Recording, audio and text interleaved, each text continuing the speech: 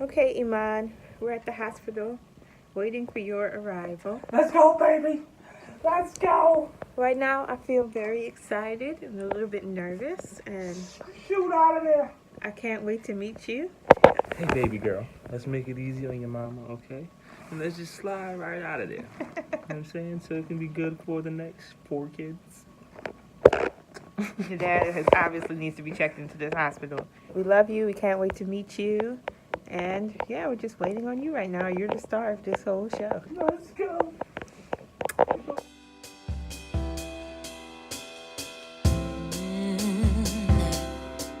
Oh, I'm slipping away, so don't let me go, nah, nah, nah, nah.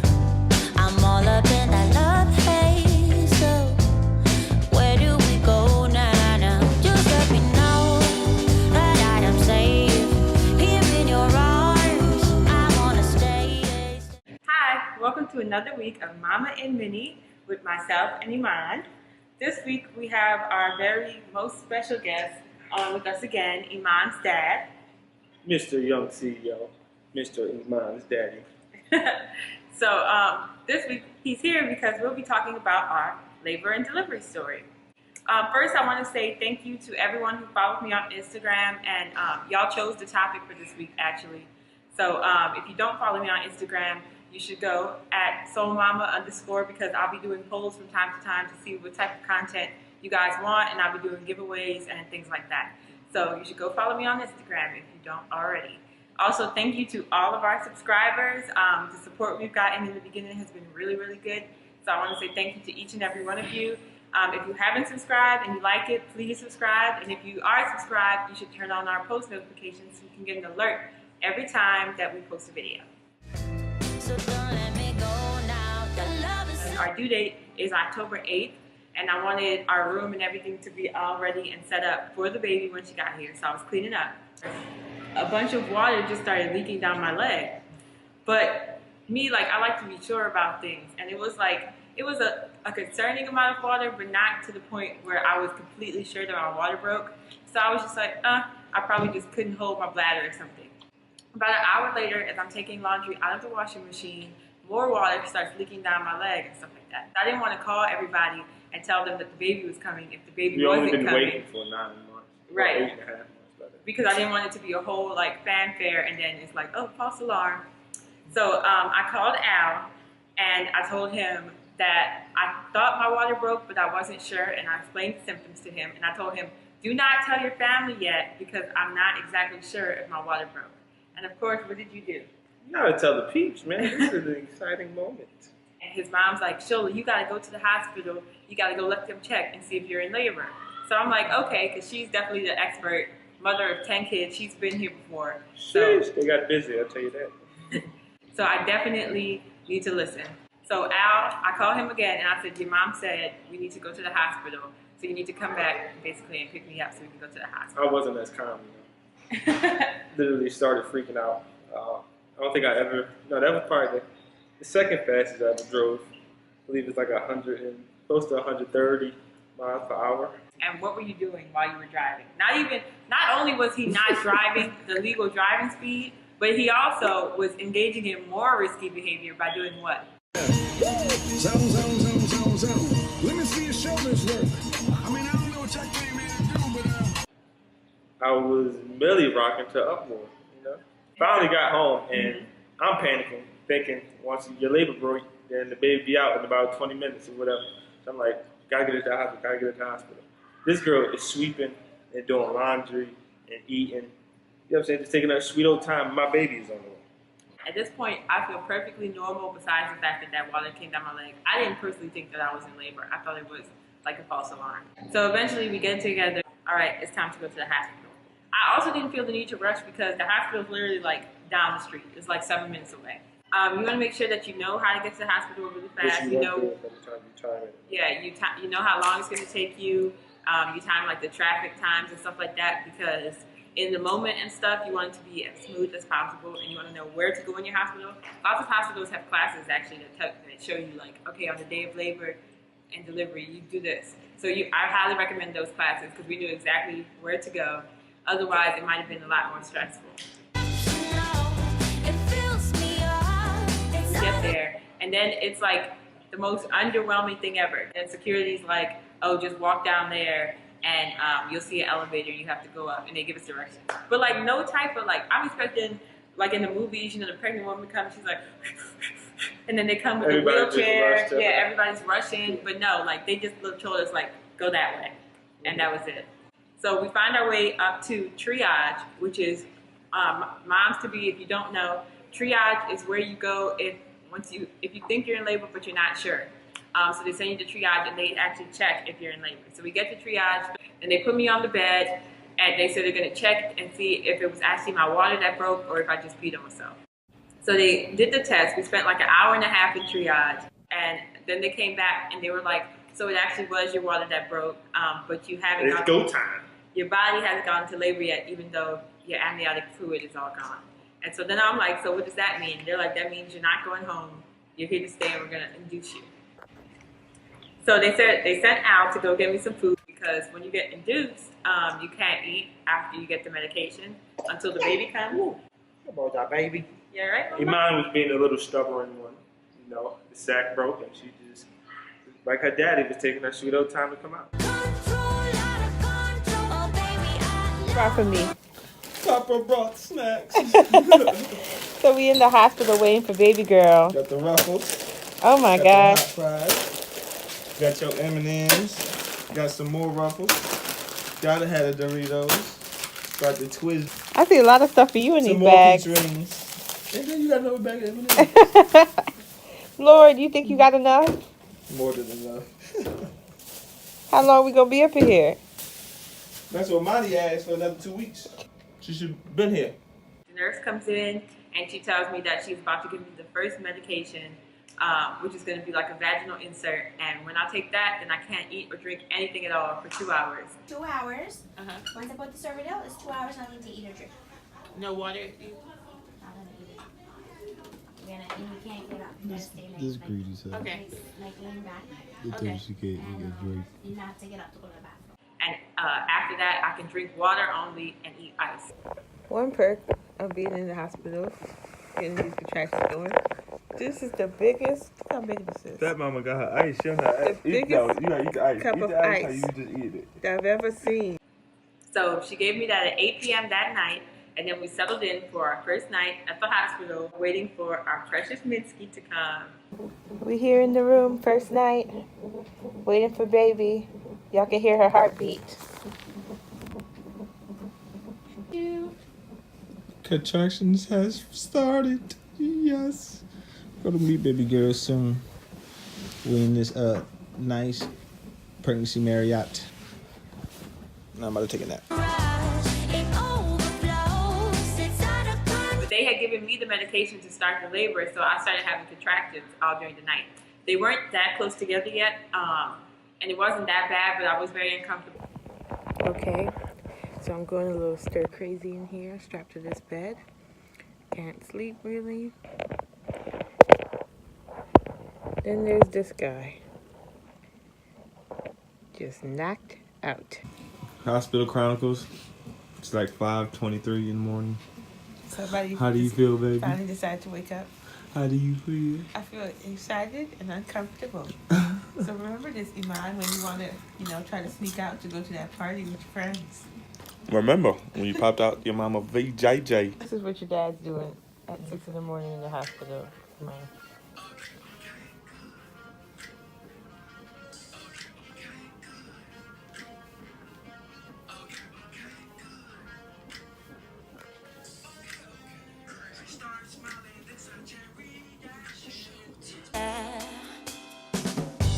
I'm slipping away. The nurse comes in and she's like, okay, we're going to give you Pitocin, which is going to speed up the labor process and get those contractions really started so that hopefully the mini will be born soon. So she gives me Pitocin, which they do in the form of an IV drip. One thing, like if you have your baby in the hospital and stuff, they love to strap you down. They strap you to the bed. You got all these IVs and cords strapped to you. They're monitoring the baby's heartbeat. They're monitoring everything. And it's not fun being strapped to the bed. But you can move later, even though you're strapped to the bed, but you have to unplug everything every time you have to go to the bathroom. Also, I made sure that I went to the bathroom early that morning because lots of pregnant women actually poop on themselves when they have babies, and I was determined that was not going to be me. It wasn't me. Gave me the IV drip for the Pitocin the next morning, and that's when stuff really got started. The contractions started speeding up. They started getting way more intense. If you're thinking about getting Pitocin, moms to be know that the contractions will get super intense once you induce and get Pitocin. So then for the rest of the day, basically, I was in labor. Our family came at that point.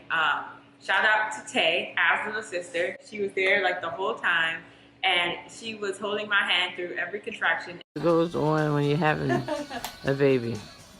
All the things I could do. You need to get away.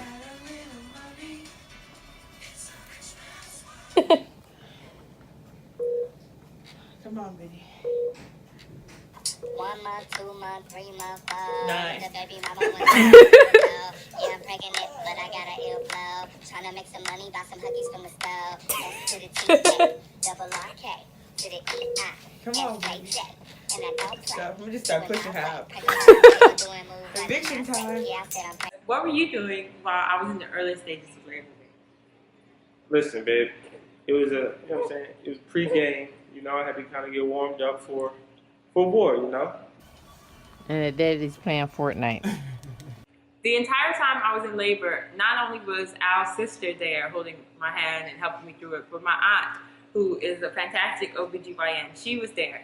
I would have been a lot more stressed and panicked if she wasn't there helping me through every contraction, telling me what was going to happen, basically. Teaching me how to read the little contraction monitor. Yeah, she kept me calm. Her name is Gia, Dr. Gia MD on Instagram. If you're in Broward, Plantation, Davie, that area, then y'all should check her out. Like I said, at Dr. Gia MD on Instagram, because she's great and she definitely helped the entire labor process. I was determined throughout my whole pregnancy that I wanted to have a natural, drug-free birth. Obviously, my daughter said, forget that when we started because I had to be induced because she did not want to come out into the world. So from the jump, I already started with a not drug-free birth. But all day long, I'm experiencing these contractions, and eventually the contractions get to about 3 minutes apart. So when I got to triage, they told me that I was only 1.5 centimeters dilated. You have to be 10 centimeters dilated before you can have your baby. Cool. So this is at 5 p.m. on the 5th that they tell me I'm 1.5 centimeters dilated. Next day, October 6th, I'm in labor all day. Every couple of hours, they come and they check how much dilated I am. And it's going very, very, very slowly. I'm in love. They came back and they said, the nurse asked me, she had already asked me several times, do you want an epidural? And like I said, I was determined not to have an epidural. I want to do naturally or whatever. And I said no. And she said, well, if you don't get an epidural, with the way it's looking, you might still be in labor on Sunday, on the 7th. So I'm like, oh crap. That's like, at this point, the contractions are coming every 3 minutes. They're super, super, super painful. And I thought contractions didn't start coming that close together until, you know, the action's about to start happening. But no, apparently not. So she said, what we're going to do is we're going to check you one more time. And if you're close to giving birth, then we won't give you the epidural. But if you're not, then I highly suggest you take it. So in my head, I'm like, all right, if I'm at least at 6 or 6.5 centimeters, I'll just thug it out, basically. And I just won't get the epidural. Because it had been all day at this point. So I'm like, I'm definitely past 6 centimeters. So then she checked and she told me, you're at 4 centimeters. Mind you, I said that you have to be at 10 centimeters before you can have the baby. And she was like, you're definitely not having this baby until Sunday if you try to do it naturally. Then I said, okay, give me the epidural. Because the pain was just so excruciating, like every 3 minutes. Do not count that out. That thing is a lifesaver, I tell you. Mm-hmm. They come in and they give you the epidural, which is a shot in your back, like by your spine.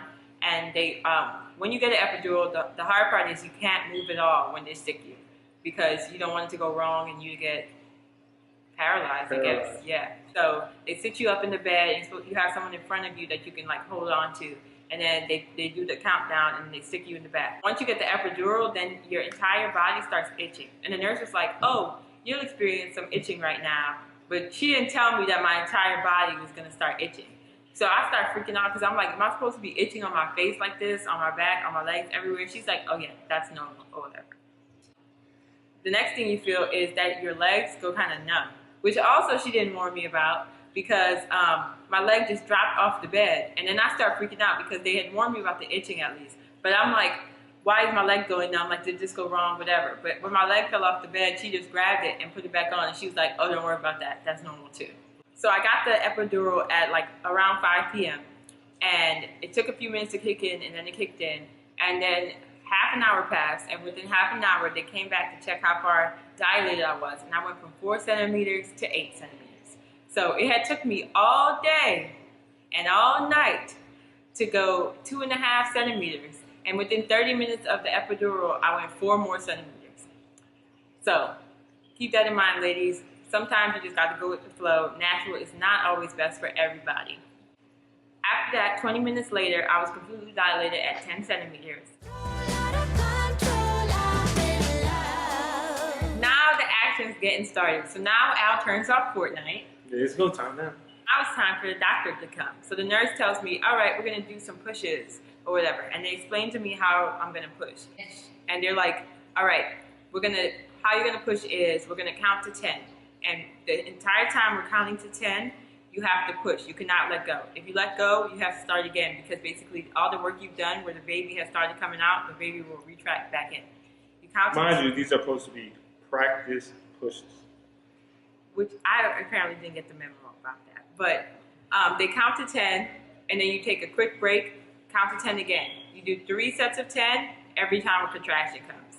And you keep doing that over and over until the entire baby's out. So I had already read that on average, first-time moms are pushing on average between 60 and 90 minutes.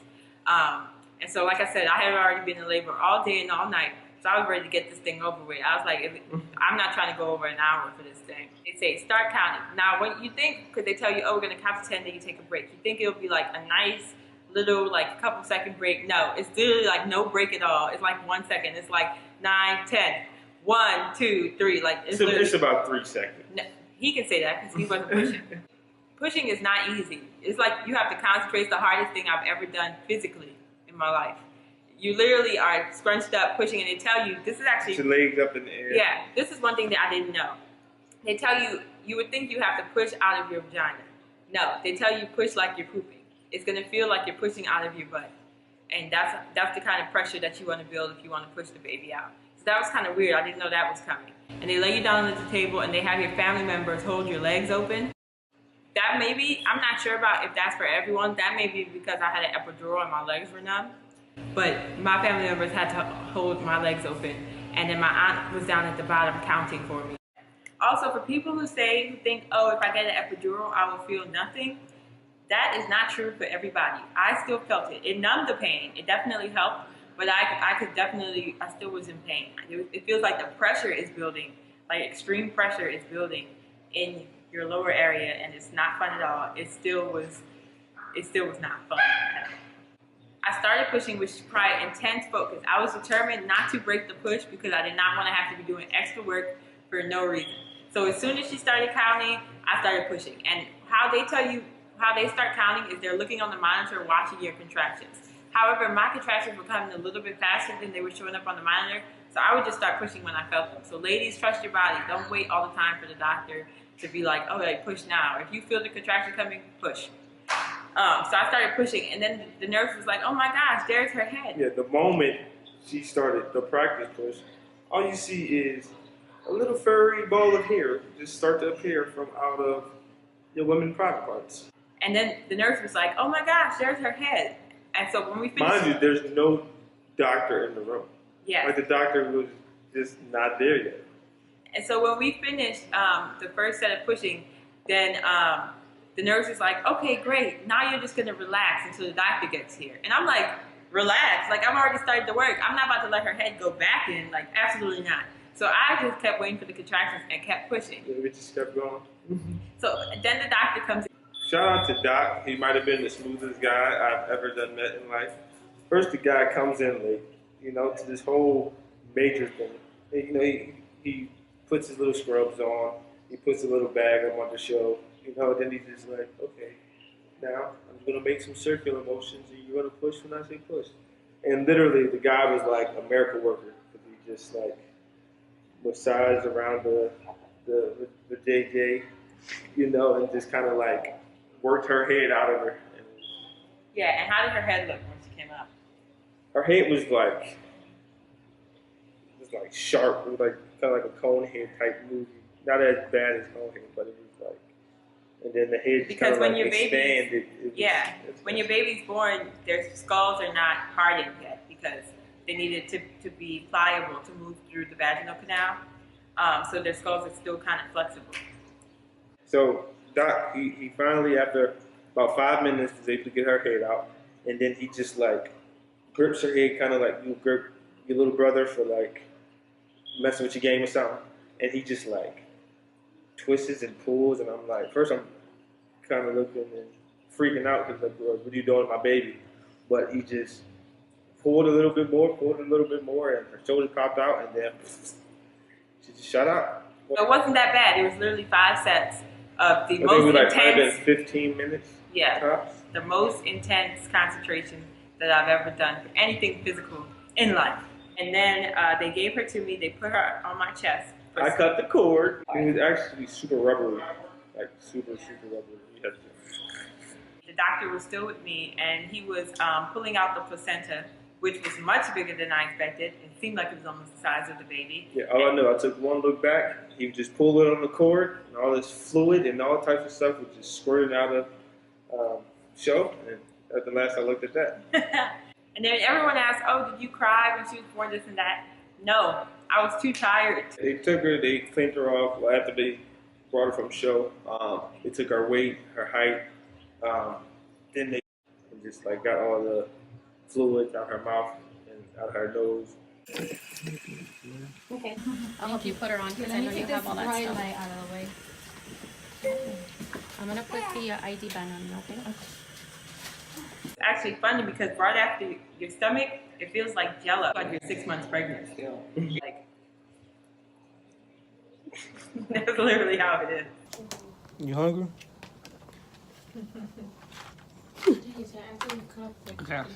My first thought when I saw Iman was, she doesn't look like either of us.